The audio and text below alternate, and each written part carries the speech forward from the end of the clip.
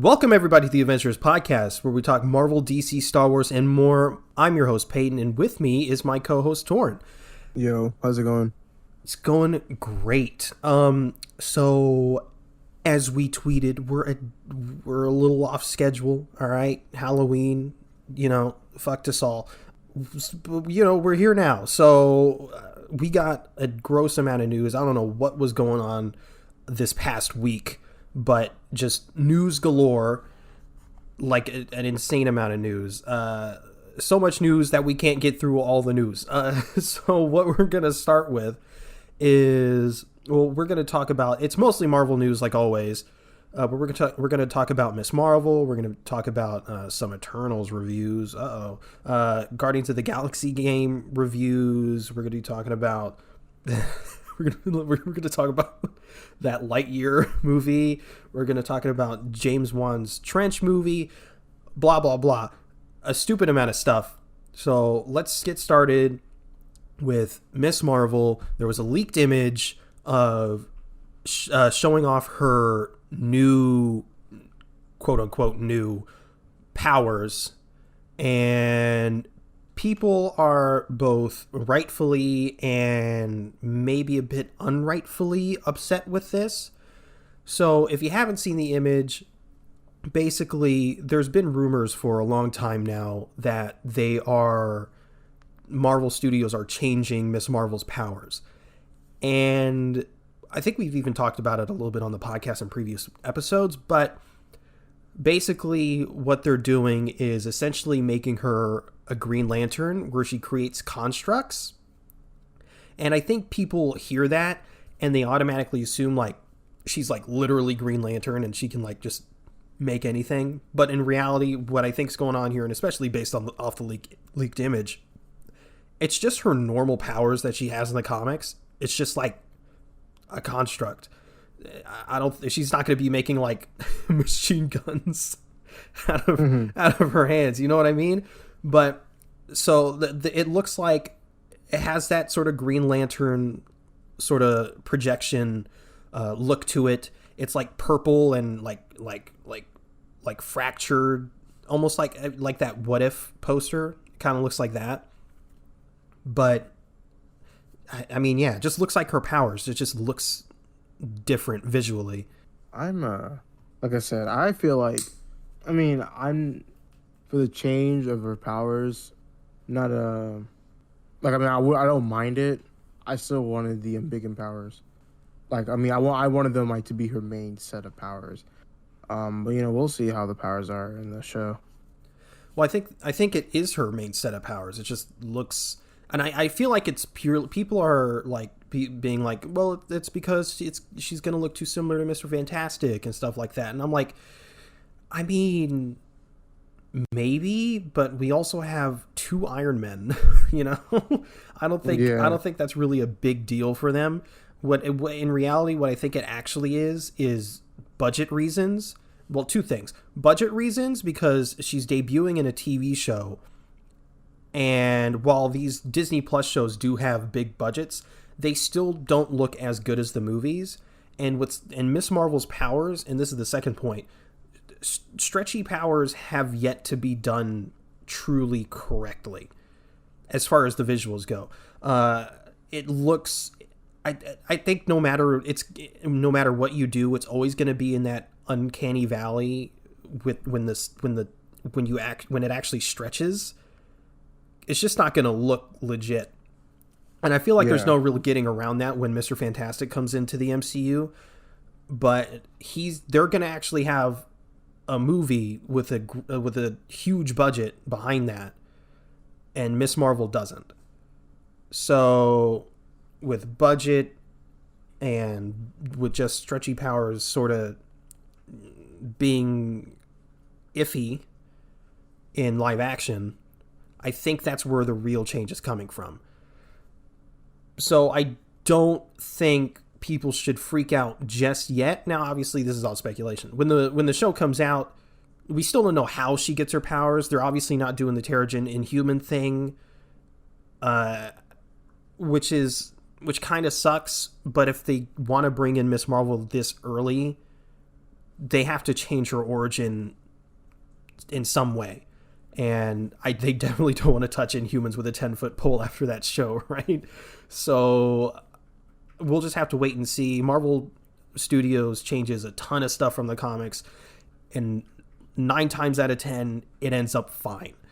So for now, I'm trusting them, but I am cautiously optimistic. Let's talk about the new Lightyear trailer. Sorry. This thing is the internet has really taken a liking to this trailer, specifically because of Buzz Lightyear's looks. I don't know if you've seen the edits of I have of him with like waves. Yeah, I've been seeing that on social media. Called him Buzz Lightskin. Oh man, but it genuinely does look interesting. Chris Evans is Buzz Lightyear, which is a great casting choice. If they're not doing Tim Allen, which makes sense in the actual universe anyway. But this is the movie that the Buzz Lightyear toy in Toy Story is based on, which is already a cool concept. And it looks freaking phenomenal. I'm really excited for this. This is like definitely like new territory for Pixar. Like it's not like they do the same thing every single, but like a spin-off of something, and then except it's in the universe still. Yeah. I know it's weird, but that's what it is, and I'm excited about it. Now, you have seen, but I'm going to ask you anyway, have you seen that Boba Fett trailer? Just came out literally the day we're recording this. I have. What'd you think of it? It's okay. Wow. I mean, I want to see more of the story. I'm still unclear about it. So far, it looks good. Glad to see Tamora Morrison's back. So, definitely. Always great actor and loyal to the Star Wars franchise. So, I'm excited to see where this goes December 29th.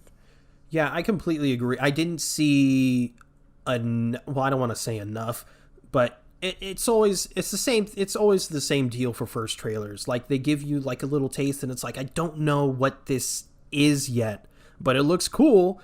That's always how it is. And then the second trailer comes out and that's when it tells you, like, it gives you a bunch of story details and stuff.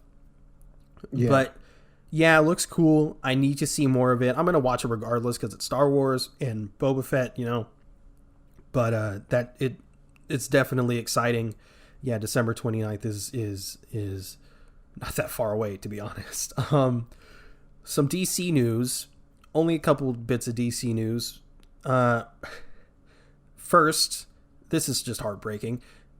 James Wan, when talking about his Trench movie that was canceled, he said that this Trench movie was actually secretly a Black Manta movie.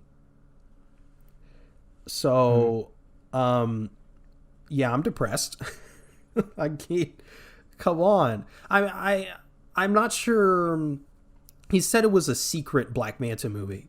So I don't know if that means like it was gonna be The Trench, but like Black Manta was like, I don't know, like a main character in it, but it wasn't like a literal Black Manta movie. Like they're gonna like flip a switch on everyone. Like, haha, this is actually a Black Manta movie. Like when they announced Civil War, they announced it as Captain America Serpent Society, and then they were like, psych, it's Civil War. Mm-hmm. I don't know if it was going to be like that or it was like The Trench with Black Manta.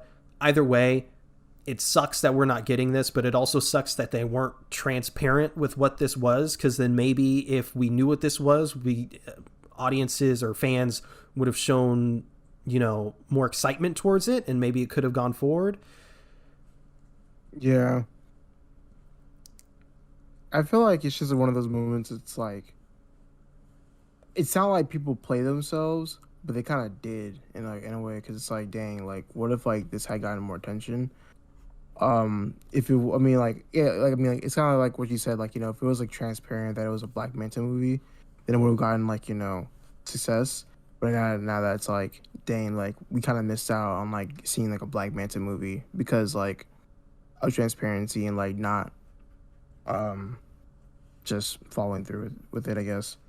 Yeah, and then that also begs the question: did he announce this as a way to like get it back in the conversation, maybe get it greenlit again? I kind of hope so. If it's just like a straight up Black Manta movie, I think that'd be sick.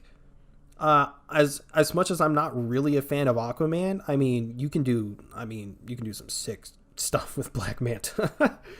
Yeah, there's a lot of stuff you could do with Black Manta because like he has like I think like two or more origin stories, and his character is just really really deep and complex. So that's always something to see from Black Manta. The God, the Goat, the comeback king is back again.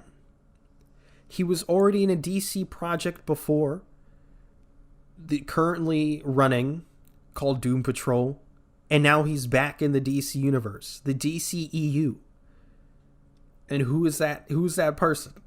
Who is it? It's Brendan Fraser. It's Brendan bro. Fraser. He's back. He has been cast in the Batgirl movie on HBO Max, and he is rumored to be playing Firefly. I mean, I don't care who he is in this movie. More Brendan Fraser is good news to my ears.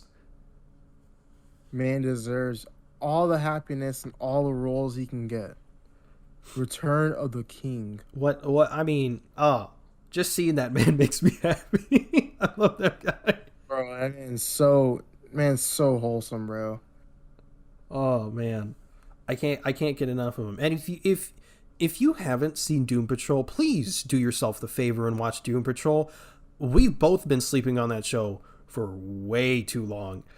And now that we've caught up to it, finally, it is honestly like it's DC's so like good. Best shows. It's honestly like DC's best show. I think people were like sort of like on it because of its association with Titans initially, and I can kind of see how, I mean, it kind of has that sort of look to it, especially in the first season. But that show's wild. If you like, yeah. I mean, it's hard to compare it to anything, but as far as weirdness and it being comfortable in its own skin, think of Legends of Tomorrow. Mm-hmm. How that show is just ridiculous. It's not Legends of Tomorrow, but I'm just saying it's comfortable in its own skin in that regard. Has that nice dysfunctional vibe to it, but also it's like every character in itself, they're just downtrodden and just very very like deep and just have a bunch of trauma on them. So I guess, well, not I guess, but like that just what adds to the dysfunctionality of everything. Like I said, go watch it. It is really good. Season 3 is still airing, and I think it's, like I said, I think it's DC's one of DC's best shows in like a long time. It's really good. 100% agreed. Did you hear about the New Gods stuff? Shazam 2? No. Spirit of the Gods. Yeah. I don't want to butcher her name. Anna DuVernay is the director, or was the director, for DC's New Gods movie that was in development. She was in an interview, and she basically said that the reason her New Gods movie was canceled was because of the Snyder Cut. And because Darkseid and whatnot was in that movie, so I guess her version would have conflicted. She didn't get into specifics. She just said that hers didn't really match what Warner Brothers something or other. I don't know. Basically, Warner Brothers is trash, as they keep being. But I mean, New Gods would have been. I mean, that could have been really cool. Let's move on to some Marvel news. The rest from here on out, it's just Marvel news. The first one I want to get into because it's people are freaking out, and so I mean maybe people should freak out, maybe not, but Eternals, a lot of Eternals reviews have come in, Rotten Tomatoes, for earlier on in the week, Eternals hit the first Rotten score in MCU history at 59%. Now, like 2 hours after that happened, it went up to 60, so it's still fresh. But regardless, it's the lowest rated MCU movie ever. And people are freaking out about this. First of all, bottom line, you shouldn't be looking at Rotten Tomatoes for, whether you should go see a movie or not. I think it's been pretty well established that you should, if you're gonna look at Rotten Tomatoes at all, you should look at the audience score. But I mean, really, you shouldn't be looking at Rotten Tomatoes at all. And also, I think it only has like 115 reviews. That's like two theaters. It's like two theaters full of people. Like, it's not really a great gauge. And also a lot of the reviews, if you actually look through the Rotten Tomatoes reviews, a lot of them don't make sense. Some of them are like, it's not funny enough, or this doesn't follow the normal MCU formula.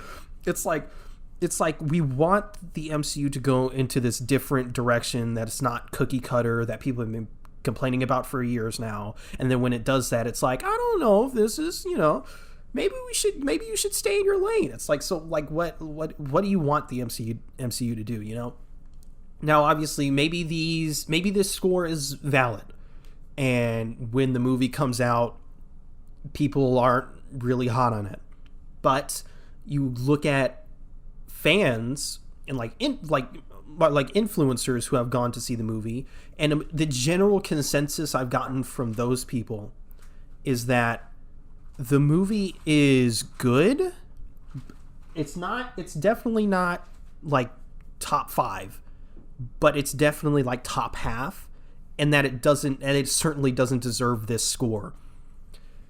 Yeah, I definitely heard that this movie is like, a high, like, mid tier, or like a low, a low top tier movie. Above average, but not great. Mm-hmm. Now, this movie was pretty much guaranteed to be divisive because just the nature of it being different from the rest of the MCU. I mean, there's been plenty of movies that have been divisive between fans and critics, and it's not unprecedented for these critic scores to go up. Now, granted, it's rare, but there's films, I believe Ant-Man actually went up like 10 to like 15%, which is, I don't know how it did that, but it's possible. So again, with Rotten Tomatoes, always take these things with a grain of salt. And also, if you go through the reviews, there's also a lot of reviews that are it's like it's too different, but it's also, people are saying that it's like too similar, that it's still cookie cutter, and it's like a lot of the reviews just don't really make a lot of sense. And then apparently IMDb was like flooded with the fuck is it called? It was review bombed on IMDb. Mm. Luckily, IMDb actually removed those very clearly trash, not real reviews. But yeah, I mean, go see Eternals. We're definitely seeing it this weekend. We're going to be giving you our review on it. If I had to make a guess, I think I'm actually really going to like it. I don't know where it'll rank, but I definitely don't think if I had to guess, I think I'd give it, like, at the very least a 7 or a 7.5. Yeah, but we'll see. I mean, I'm all for things being different, and the one thing that just kept popping up in my mind when, like, things took, like, a different turn for change and fans didn't like it is Call of Duty, like Call of Duty Advanced Warfare. Everyone was like saying like, well, I want change. I don't want the boots on the ground gameplay. And then they had Advanced Warfare, and like everyone was like, what is this? This is so bad. Go back to like the roots. It's like, bro, I can't do it. It becomes predictable at a point. It becomes so predictable. Yeah, people were complaining about it being a copy and paste, and then it came out, and then people were like, the hell is this? Why is it different? Bring back the classic gameplay. Yeah, it doesn't make any sense. I mean, and then as far as like movies being divisive goes, I mean, the go-to is always The Last Jedi. Obviously, it's a little bit different. It's like the opposite, like, because critics were raving and fans weren't as receptive, but I mean, this could be the opposite. I mean, there's definitely movies like that. I mean, there's plenty of movies that have a rotten score on Rotten Tomatoes, but the fan reception is at like a 94.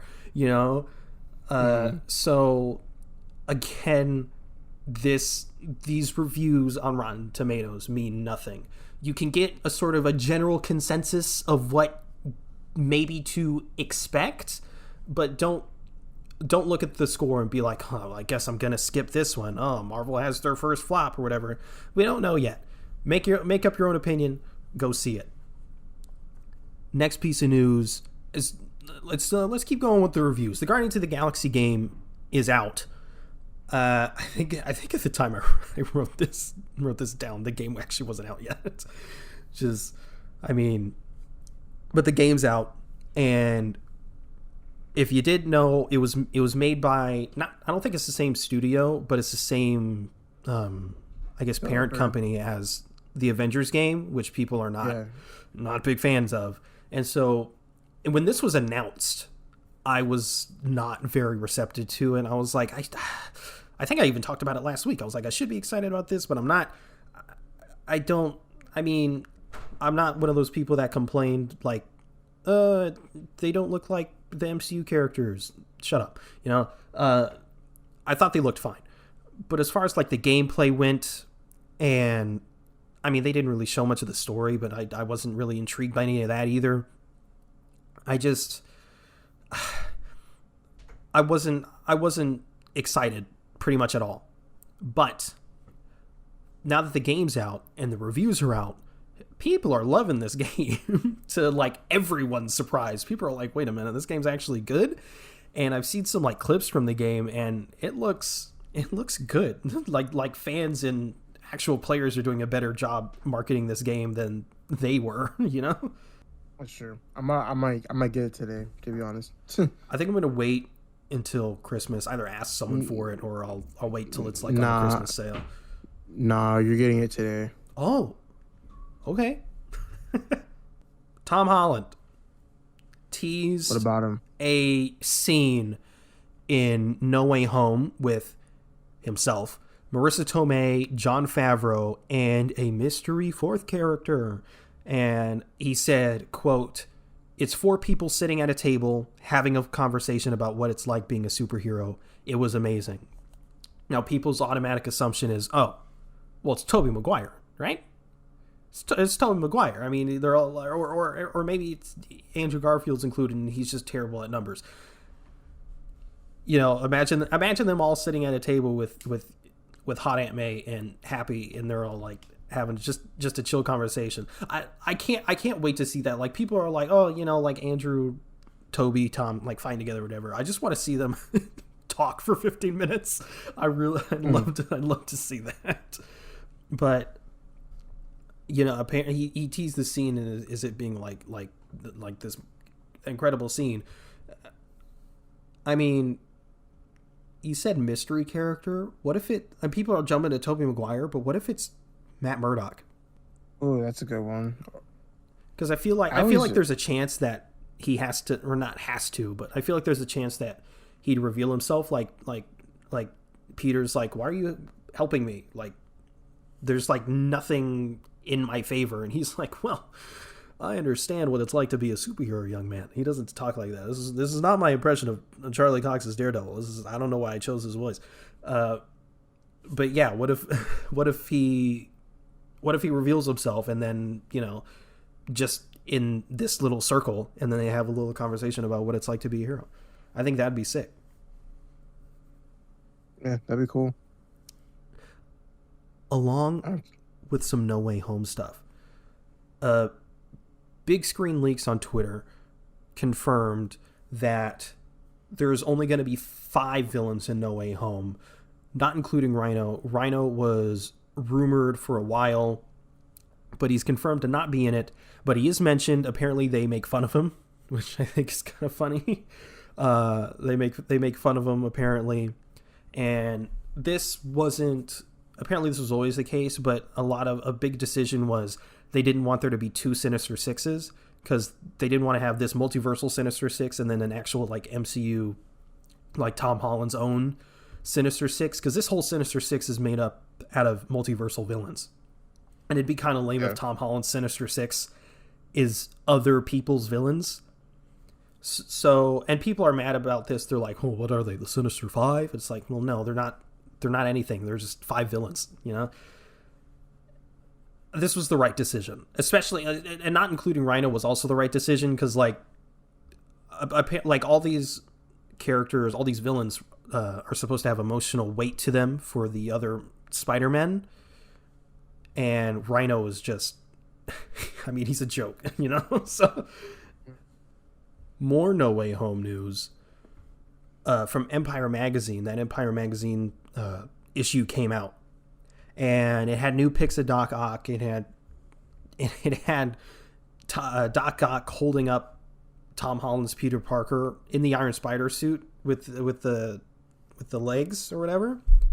Yeah. Yeah, that dude's getting crushed, and people are like super excited. People are like, "Oh my god, finally, the Iron Spider suit's getting destroyed," and I'm like, I don't know. Maybe I'm looking in the wrong places, but since when did this hate train for the Iron Spider suit? Where'd that come from? It's because, like, okay, so here's the thing, right? Like, recently, I think last time I've seen this argument was back when Spider-Man, the gameplay for Spider-Man 2 released. Yeah. Or the teaser. People have just been hating on, like, the tentacle, like, suits. It's like, oh my god, like, we've seen this already. Like, I'm tired of seeing it. Like, it needs to end. Like, blah, blah, blah, blah, blah. And it's like, bro, stop. Well, what I found weird is that I think I saw someone say, like, they've overused it. But But it was in Homecoming for the little tease scene. It was in Infinity War, obviously, because he needed to be in space. It was in Endgame because that's what he wore in Infinity War, and he came through the portal off of it, being on another planet. And then in Far From Home, he had it in the deleted scene, but he didn't have it in the actual movie. We see it a little bit in that little, like, case thing that it's contained in. Yeah. But after that, we don't see it at all, right? Nope. Yeah, we don't see it at all. So this is technically, like, it's in 1, 2, 3, 4. Technically, it's in 5 movies, but he's only worn it twice, right? Yeah. He wore it in Infinity War, and technically it's like the same day in Endgame. So that doesn't really count. I'm going to count that as one time. And then then he wore it in the deleted scene. So that's twice. I don't know. Yeah. So I don't know where this hate came from. It feels so unwarranted to me. Mm-hmm. But yeah, in the same issue, it also 100% confirmed that the movie will have the Lizard from The Amazing Spider-Man and specifically Thomas Hayden Church's Sandman. So, awesome. More confirmations that we already know. You know? Like, I mean, Jesus, man. This movie, Sony's security is... I mean, like... This is obviously from Empire, but it's also like a bunch of stuff that we already knew, you know? Yeah. Yeah, Sony needs to get... I don't know what Marvel Studios' security team is like, but they need to take a page out of their book. Marvel Studios isn't immune, but they're also not getting entire trailers leaked, you know? So, Bill Murray, you're familiar with Bill Murray, Ghostbusters.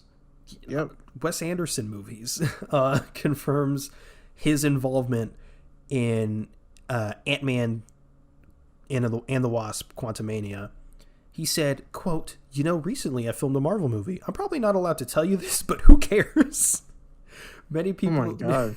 Bro, I'm telling you, these older actors like Bill Murray and Alfred Molina, they just be saying anything. They don't they don't care, man.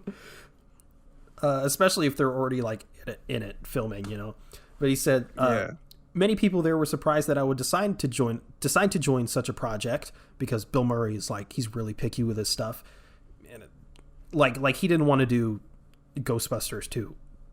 Which is crazy, because Ghostbusters is freaking Ghostbusters. Bill Murray is very picky and choosy with his stuff. And he said, but to me, it was quite simple. I met the director, and I really liked him. He was funny, modest, everything you'd wish from a director. And with the cheerleader story, Bring It On, Girls United, he made a film that I really enjoyed. So I said yes, even if these gigantic comic adaptations don't interest me as an actor otherwise. So Bill Murray's a great actor. Groundhog Day. Hello. If he's in Ant-Man 3, I'm happy. I don't know who he'll play. It's Bill. People are like, MODOK. But I actually have some news about MODOK. Speaking of MODOK, Bill Murray can't be MODOK, because according to a moderator on the Marvel Studios subreddit, he says that Jim Carrey has actually been cast as the MCU's MODOK and will apparently appear in multiple projects. Amazing. I've seen that, and I love Jim Carrey so much. He's really good in the Sonic Hedgehog movie. Yeah, so that's pretty awesome. Remember when he was cast? People were like, "The hell." Jim Carrey, I know, as Dr. Robotnik, but man, when that movie came out, he's really good. I can't wait to see the sequel. But that same, I don't know if it's the same moderator, but at least another moderator in that subreddit, I don't frequent this subreddit, also said that Mahershala Ali's Blade will appear in Moon Knight. I knew it. I knew it. Did you know it? I did. How'd you know? Because it makes the most sense. But how? He's not a moon or a knight. Okay, yeah, I'm out. I'm sorry. I'm sorry.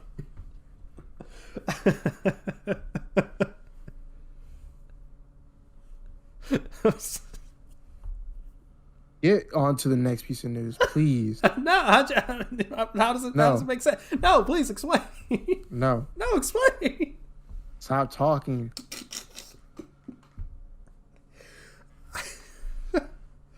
Oh man, I'm sorry. I'm not sorry. I am sorry. No, I'm not. Okay. Marvel Studios is reportedly. I'm gonna quick fire these next ones.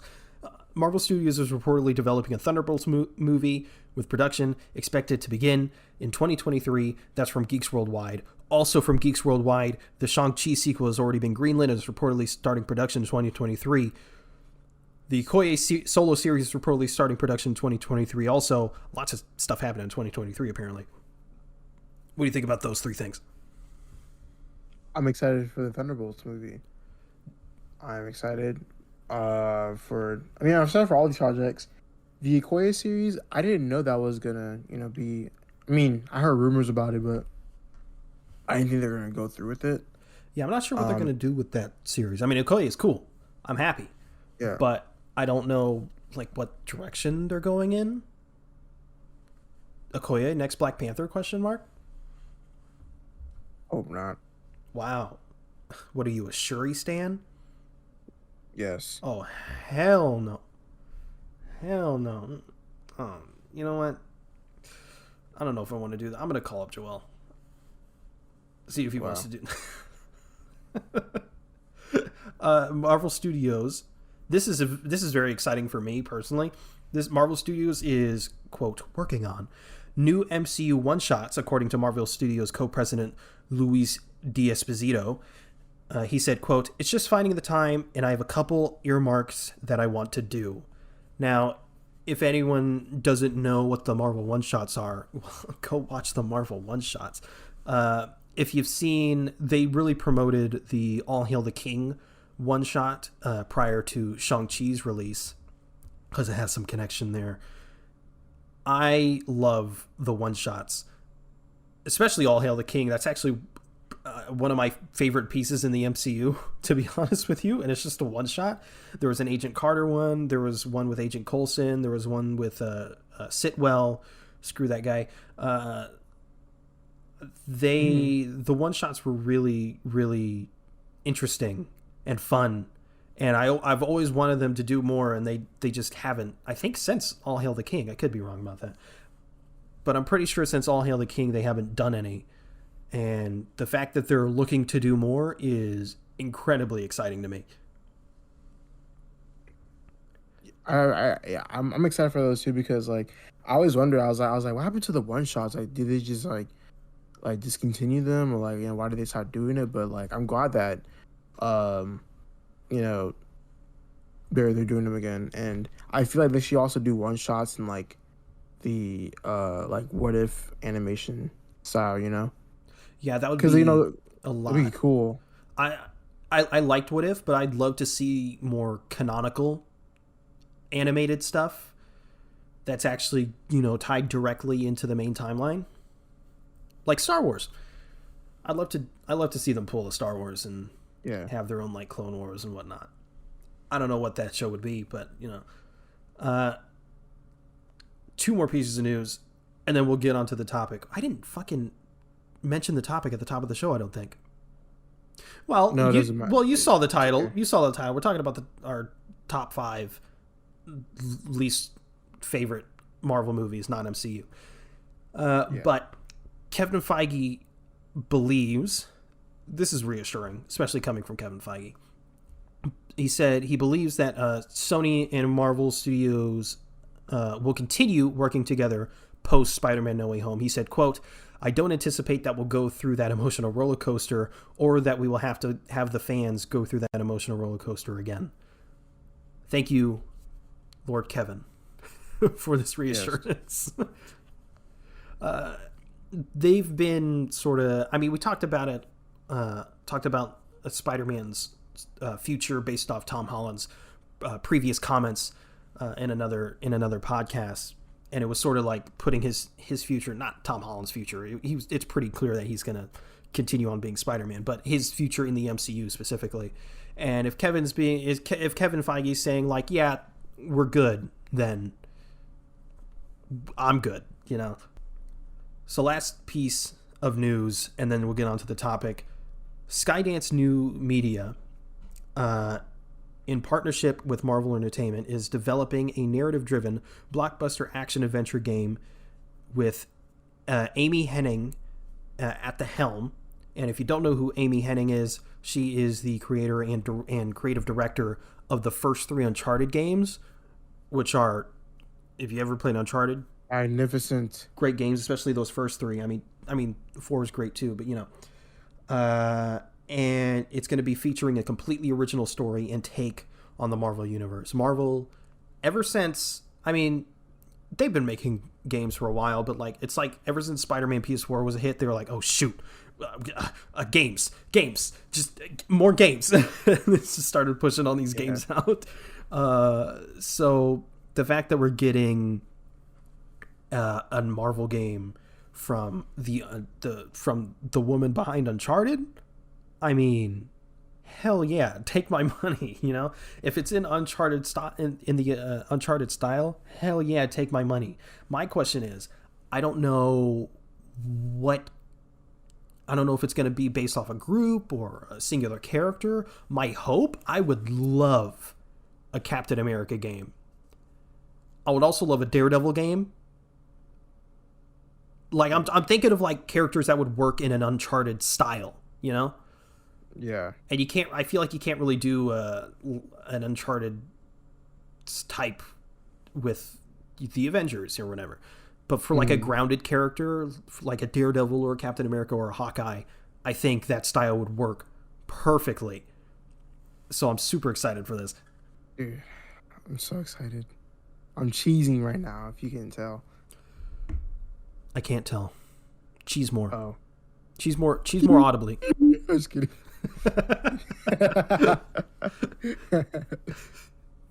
Is it topic time?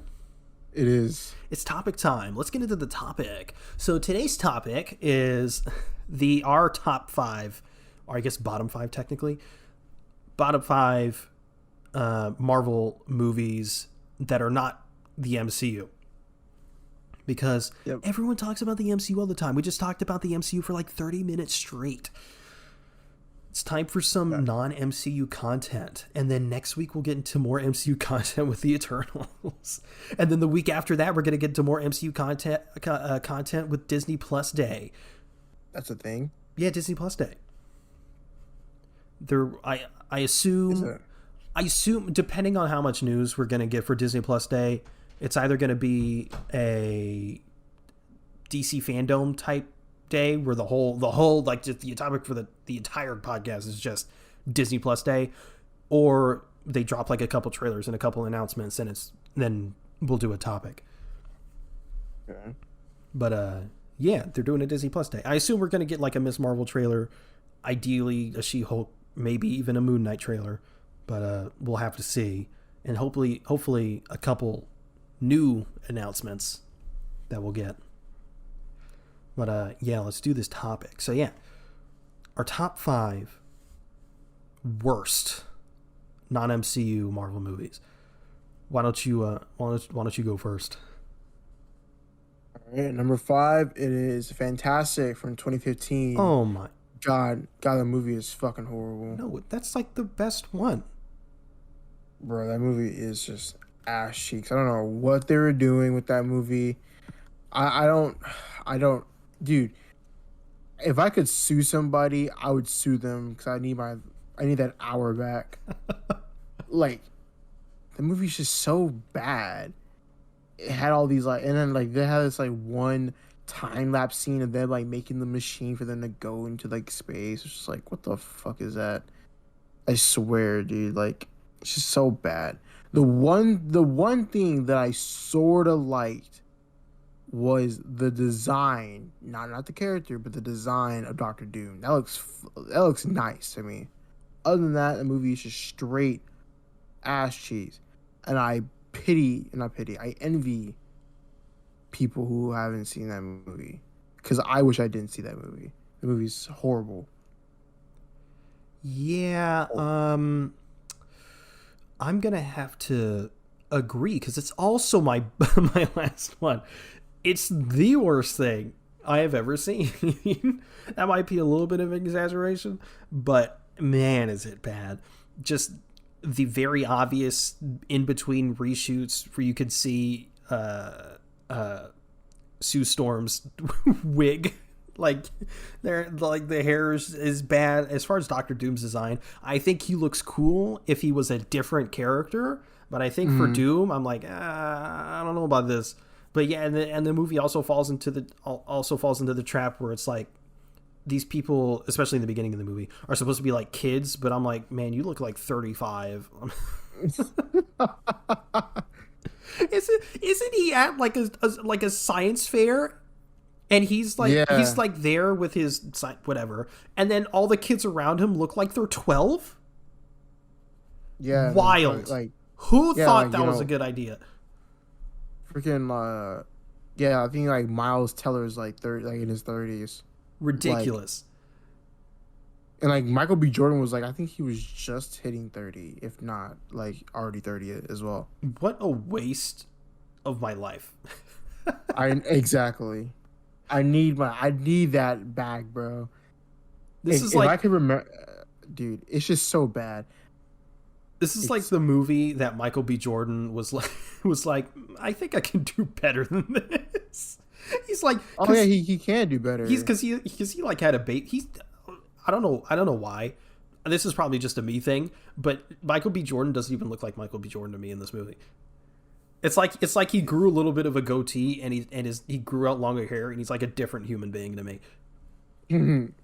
Because I'm I see him in this movie. I'm that's not Michael B. Jordan. He's better. Because I feel like Michael B. Jordan was the highlight of that movie because he did really well and you can tell that he put in the effort to do that. And like it's just I can't. The thing looked kind of cool, but then someone pointed out to me like why he looks kind of off, and I was like, because I was like, he looks good, like as far as the CG goes, or whatever. He's wearing no pants. He's wearing no pants. I'm like, that's it. He's not wearing pants. You wouldn't think it'd be much of an issue. I'm like, something looks off with the thing. I don't know what it is. Yeah, he's not wearing pants. It's just little things, man. This movie's so bad. It's so, and then of course there's behind the scenes stuff. Apparently Miles Teller and Josh Trank like would get in fights on set. This whole movie is just a mess through and through. I would love to watch a documentary of the production of this movie.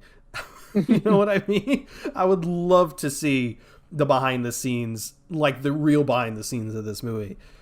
Man, if you ever want to, this movie is a form of torture. If you put this on a 24-hour repeat and just force someone to watch this movie over and over and over again, they would go insane by the third watch. But should I go into my number 4? Yeah, because mine was the same. Hulk 2003. Easily a forgettable movie. And as I've said before, maybe on the podcast, but I tell Peyton this all the time, and we agree that this movie is an absolute fever dream of a movie. Every time I try to watch this movie, I fall asleep every single time. I remember like bits and pieces of like the movie. I recently watched clips on YouTube of the movie, and I swear it's like this shouldn't have happened. I don't know why it's in the movie. I don't remember this part of the movie. It's just that bad. Hulk dogs. And yeah, Hulk dogs. Hulk, like, oh my god, like I remember like 3 parts of the movie. The very beginning and the intro, where they're cutting up the fucking starfish. Yes, I'm gonna get to that in a bit. Then the ending, where like he's fighting his dad underwater, and then like he just kills him with like some radiation blast. Like I don't know how he died or whatever. And then like I think somewhere like in the second act where he's like running like through like a desert and he just starts jumping everywhere. This movie is something else. And the thing is, like, the director Ong Lee, he's made some good movies, and I just don't know what happened with this one. I don't understand. But yeah, I'm gonna get to it because spoiler alert, it's on my list, but a little bit higher up because my next one is Daredevil 2003. I know you have a special place in your heart for this movie, and I get that. I can definitely see why, but that basketball scene. Yes. That basketball scene, man. So cheap, dude. Yikes. I mean, I think we even talked about on the podcast. Ben Affleck's not bad. He's actually a pretty good Matt Murdock, but Jesus, this movie is egregious with that basketball scene. I mean, you said you were a fan of the suit. I'm personally not. I mean, the leather. I mean, that whole thing back in the early 2000s with the leather. I'm just like, stop it, please. Elektra, just not this movie. This movie sucks, man. Bullseye. I mean, he was fine. I guess. I mean, it's like this movie has only gotten worse since the Netflix show came out. Honestly, it does not age well, like, at all compared to the series. And it's like every time I see Bullseye, I just think of Dr. Manhattan. It's like, what were they trying to do with his forehead? Yeah, and then you got Kingpin. I think he's good. Clark Duncan is a good Kingpin. He's good. Yeah, that was a good Kingpin. Vincent D'Onofrio's on another level, but also Netflix Daredevil's peak fiction, as we know. But yeah, he was really good. And then it's just super jarring after the MCU seeing Jon Favreau as Foggy. Oh man, I forgot that Jon Favreau was in this movie. Yeah, I I low mean, key might watch it. oh no. Dude, I might rewatch it. What is it on? I don't know what it's Uh, on. I'm looking it up right now. Why did I do that? There we go. 2003. It's on Apple TV. Okay. But you can't. It's not free though. That's the only place you can buy it digital. Oh my god, they want to erase this movie from existence. Oh, man. Actually, I'm curious what the Rotten Tomato score is. The critic score is higher than the audience score. Wow, Yeah, it's 44%. that's honestly surprising. I would have bet money that the critical score would be like down the toilet, and the audience score would be at like a 40. That's crazy. But yeah, this movie's trash. I mean, I don't know. You know what was cool? I thought was kind of cool was seeing the echolocation thing, which I feel like they didn't use enough. But yeah, like seeing that, like how he sees, I thought that was pretty cool. I mean, I like the beginning, like, of him like in the church again. He's like struggling like that, and there's like a pastor. I like that scene. I liked. I did like some of the bullseye scenes because those were pretty cool when I was whenever I was a kid. I was like, ooh, he's killing people. ooh. Ooh. Oh man, that movie, dude. I swear. Something else. I want to see how bad it is after all these years. I want to see if it still holds that place in my heart. Maybe. When's the last time you've seen it? Like not since I was a kid, dude. It's been like that long. Maybe you shouldn't. maybe you shouldn't. Because I mean, even just recently, I had like, I don't want to say a special place in my heart, but I had mild nostalgia towards Suicide Squad 2016, and then I rewatched it before the Suicide Squad, and I was like, wow, this movie sucks. I mean, I didn't think the movie was great before, but I was like, it was fun. I had a good time. No, that movie sucks. And that was just 2016. So maybe pass on that. Oh, they have a director's cut of this movie? Okay. Yeah, apparently the director's cut's better. Well, you already know what I'm gonna do, V-Day. Well, I'm gonna do it. I'm gonna watch it. What's your next one? Ghost Rider. Really? Mm-hmm. Ghost Rider. I love Ghost Rider. I love Ghost Rider too, but compared to my other two, you'll see why.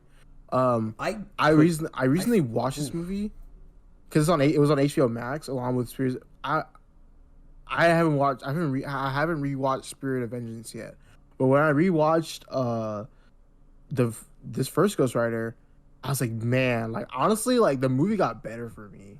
I think it's because I managed to like analyze the movie on a deeper level, but also it's like, wow, this movie wasn't that bad. I understand more of the love with this movie. I put Ghost Rider above like the old Fantastic Four movies. I loved Ghost Rider. I don't know what it is. I put Ghost Rider above Spider-Man 3. Listen, dang. I know I'm definitely looking at this through nostalgic. I haven't seen Ghost Rider in years. But you should definitely give it a rewatch. I think I would. I think I should. I probably will someday. Yeah, I honestly, like I said, I think it's way better when you rewatch it because it's like you see like like you said before in the podcast, like Ghost Rider came out or I think it was Spirit of Vengeance. Spirit of Vengeance came out in 2011. Oh yeah, so yeah, this one came out before Iron Man, right? But this one, like you can see, like the special effects actually still hold up. They still do, and it looks just as badass as you were, like as it was when you're watching it as like a kid. So, I think that's why like this movie is pretty good for what it was, and at least in my list too. You'll see the other ones on my list. Yeah. So my number 3 is Hulk 2003. Listen. Okay. Your description. We've talked about this before, but your description of it being a fever dream has never been more accurate. This movie, anytime I think of it, anytime I think of it, all I think of is that sort of montage scene with them cutting the starfish. I don't know what it is about that scene that is so engraved in my brain. I I don't know what it is. And then there's the scene where he's like jumping through like the desert or whatever. Yeah. That movie is just and haven't you tried to we both tried to rewatch it recently. Yeah, we could not get through it. It's so I don't understand. It's just like, bro. What's crazy is I used to watch that movie all the time as a kid, and I loved it. I don't know what I was smoking. I know as kids we're supposed to like everything or whatever, but even as a kid I was like, man, these Star Wars prequels are not it. So I don't know what it was about Hulk 2003 that I don't know, man. I don't know. That movie is literally a fever dream. And dude, like, I swear, like, and also like there's more nostalgia on like my end because my sister had the VHS tape of Hulk 2003 and having it in her room, like, you know, she wasn't at home at the time, and I was like, I want to watch Hulk 2003, so I literally would just like pop it in, and then right when I like laid my head down on her pillow, I was asleep and just trying to wake up. I wake up seeing the starfish getting cut and then getting regenerated back, and I can't, dude. I don't know what that movie is. There has to be some drug in that movie. I also can't really see. I mean, Eric Bana is a fine actor, but he doesn't scream Bruce Banner at me. Like, I love Edward. I love Mark Ruffalo's Bruce Banner, but like with Edward Norton, I can still see him as Bruce Banner. Like, he definitely looks like Bruce Banner. But with Eric Bana, I'm like, this is just some random dude. I don't know. But do you know what's the actor's name? Sam Elliott. He's a good General Ross. He's a good General Ross. Jennifer Connelly is also a good Betty Ross. Mm-hmm. But I don't know what they were doing with Nick Nolte and Banner's dad. I don't know what the hell. I mean, there's no other explanation other than fever dream. I just keep coming back to it because, Jesus, it's this movie, and it's like part of me wanted to put it below Daredevil. But because I liked it so much as a kid, for some goddamn reason, I put it above Daredevil. Otherwise, I probably would have put it below it. Yeah. The second one on my list is Daredevil. There you go. So like I said before in the podcast, I love this movie. It's actually like, this movie has a special place in my heart because I watched it a lot as a kid. I think the suit is a close second to the Netflix series. Even though we haven't gotten much, this is the only two iterations of Daredevil we had. I still think that the suit is really, really good. Ben Affleck as Matt Murdock is he is a good Matt Murdock for what he is. The basketball scene, I'm never gonna forget that basketball scene, bro. I swear, that's gonna make me start seizing. And but also the thing is, because of this meme, because of this movie, and now it has become a meme, all I can freaking think is Evanescence. Dude, I'm never gonna forget that song, dude. It's just but like you said, also the echolocation thing, you know, like this, I remember the scene where like he's like trying to use it to like, you know, scour the buildings and stuff like that, which is cool. I'm gonna give that a rewatch, like I said. But yeah, like I said, I like this movie. Wild. I know. Wild. So that's your fourth, right? Yeah.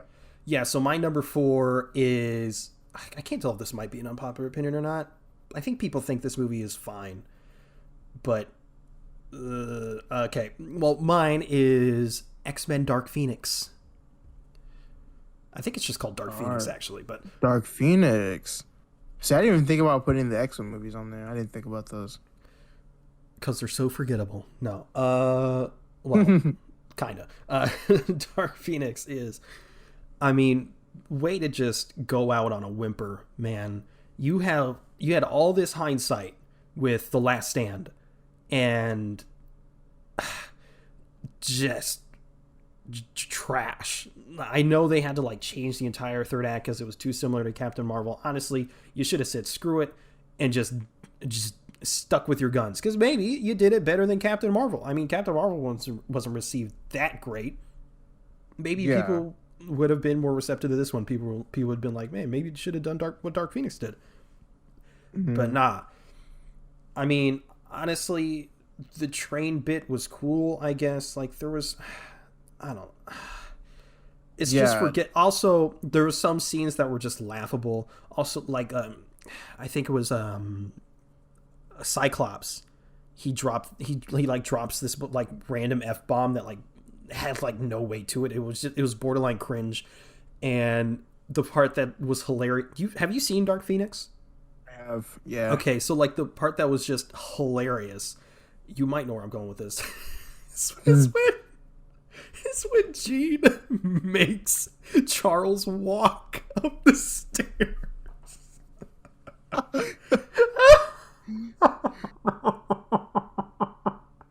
It looks so ridiculous, man. It looks ridiculous. Oh, that poor guy. But Jesus, it's so funny. Because he looks like just like a puppet walking up these stairs, and he's like, you look at his face, and he's like, Jean, don't do this, Jean, please. He's like crying. It's so good. Oh man, what a menace! That's like up there with like the Gwen's death scene is like scenes being so funny when they're not supposed to be. Oh man, it's so good. I'd watch that movie just for that, to be honest. But jeez, like the whole movie tries to like tie itself up in this nice little bow and like this. And obviously, I mean, the X-Men continuity means absolutely nothing anymore. But like how it just does not match up with how it's supposed to, go. Because Jean's supposed to be alive in Days of Future Past, but it doesn't matter. It does not matter. They throw continuity out the window with these movies. They really did. And like, you said it best. I think it was the last podcast or whatever, or like, maybe when like, we were like texting, but see, they did X-Men The Last Stand did a better Dark Phoenix storyline than Dark Phoenix itself.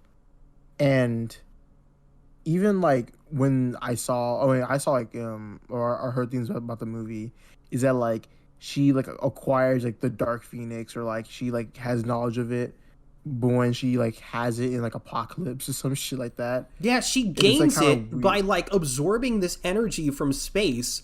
Copying Doom Patrol much? So she absorbs it from space, but she already has it in Apocalypse. Yeah. It makes no sense. And it's the same people involved with these movies too. So it's not like there's any excuse like, oh, well, they changed creatives or whatever. So, I mean, like Bryan Singer directed Apocalypse, I'm pretty sure. And Simon Kinberg directed Dark Phoenix. But Simon Kinberg has been a producer on most of these movies. He knows. But they just don't bother. It's like the most late, and it sucks too. It really it's sad, if anything, because the cast is great. They're such well cast characters, and that's why part of me kind of wishes that they choose them as the MCU counterparts. But honestly, throw this entire continuity in the trash. I mean, with the whole multiverse stuff, bring a couple of them in for a cameo. We got Evan Peters. We're rumored to get Professor X, some version of Professor X in Multiverse of Madness. bring him for that. Then after that, throw him in the trash because no, just don't touch this continuity with a 10-foot pole unless it's for, again, a cameo for multiverse stuff. Because man, I know, right? It's just crazy at this point. And the final one on my list, but by the way, I'm going from like 5 to 1. If you didn't know, I wasn't going 1 to 5. Yeah. Yeah, the first one, or then the number 1 is Fantastic Four 2005. What? Come on. Wait, what are your thoughts on that? It's kind of silent. It's a legitimately great movie. How dare you? I'm offended. It's a great movie. There's worse movies. There's much worse movies. I'm mad at you. I'm not. How dare you? What do you mean? What do you mean? What do you mean? Do you okay? No. When 5 to 1, right? 5 being the absolute worst. No, I get one it. Being like yes. I get it. So you're saying Fantastic Four is not the worst one. I get it. Yeah. It's still it is a good movie for what it was. X-Men Origins Wolverine is right there. No, it's not. X-Men Origins Wolverine is like the best X-Men movie, next to Logan. I'm gonna pretend you didn't say that. Why? It's like, I know you're joking, but I hate you anyway.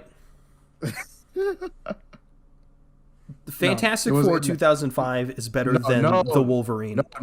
No, I was kidding about 2005. It's The Rise of the Silver Surfer. Stop. What? Stop it. What? The Rise of the Silver Surfer is better than 2005. No, it's not. What are you? No, it's not. What are you saying? No, you're breaking my heart, man. No, Fantastic Four, both those movies are amazing. Mm-hmm. They are. Yeah. They're great movies. They are good movies. And I'm offended that they're in your top 5. If they're in your top 10, maybe. I guess. But Fantastic Four 2005 and Fantastic Four Rise of the Silver Surfer is better than X-Men Apocalypse. It's better than Spider-Man 3. It's better than Thor 1. It's better than Iron Man 2.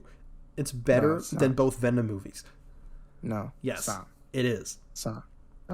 I don't know what to tell you. These are facts. Some may say it's my opinion, but honestly, my opinions are facts.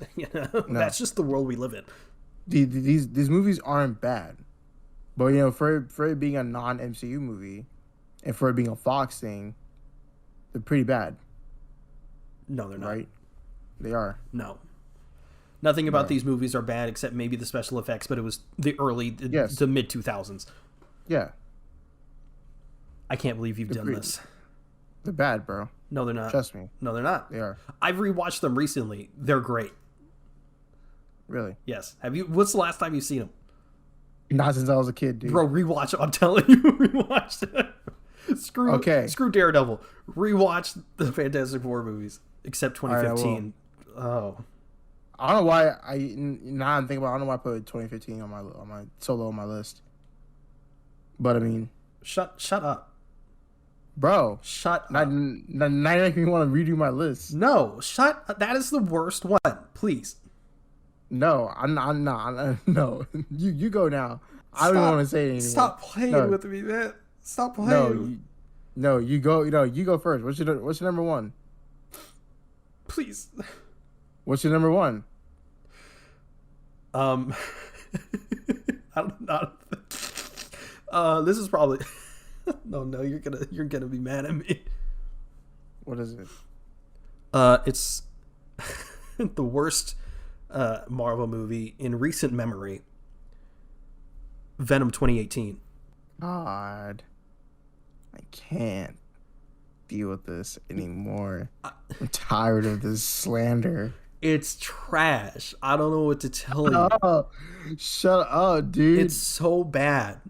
Dude, you're exaggerating so much. I am not exaggerating. It's so bad. If it's so bad, then like, why did it get a sequel, bro? Because it made $800 million for no reason at all. It didn't. It got $1 billion. It did not make $1 billion. It made $800 million. It did not hit $1 billion. It did. No, it did it not. It did a big $1 billion. No, it did not. It did not. It did. Okay, okay, we're looking it up right now then. I'm looking it up right now. I'm looking it up. Fuck. Right.